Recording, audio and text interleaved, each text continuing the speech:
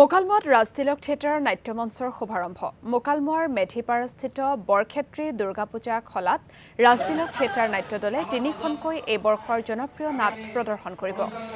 এই বৰ্ষৰ নাট তিনিখন ক্ৰমে ধ্ৰুৱজ্যোতি শৰ্মাৰ মেডিকেল কলেজ, অভিজিৎ ভট্টাচাৰ্যৰ মোৰ চকুলে নাচাবা আৰু প্ৰণৱ বৰুৱাৰ পথভ্ৰষ্ট। ভিচিডি ছবি জগতৰ মুখময়ী অভিনেত্ৰী মুন্মী ফুকন, সুদৰ্শন নায়ক ৰাতুল দাসৰ দুৰ্দান্ত অভিনয়েৰে ৰাজতিলক থিয়েটাৰৰ তিনিখন ভিন ভিন নাট লৈ দৰ্শকৰ মাজলৈ আগবঢ়াইছে। কালি মোকালমোৱাত থিয়েটাৰখনৰ মঞ্চ উদ্বোধন কৰে গুৱাহাটী মহানগৰ উন্নয়ন প্ৰাধিকৰণৰ অধ্যক্ষ নাৰায়ণ ডেকাই। মোকালমোৱালৈ মোৰ এইবাৰ থিয়েটাৰত 9 বছৰ সম্পূৰ্ণ হ'ব।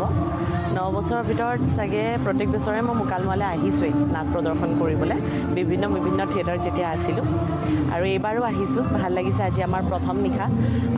আজি আমাৰ নাটক আমি কৰিবলৈ লৈছোঁ মেডিকেল কলেজ ধ্ৰুৱজ্যোতি শৰ্মাদেৱৰ, আৰু আমাৰ আজি নাট উদ্বোধন কৰিছে প্ৰাক্তন বিধায়ক নাৰায়ণ ডেকাদেৱে।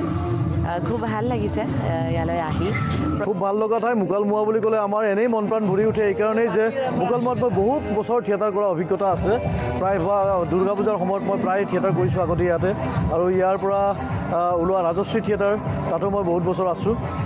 মোকালমোৱাৰ অভিজ্ঞতাটো খুব সুকীয়া, খুব ভাল লগা এটা পৰিৱেশ।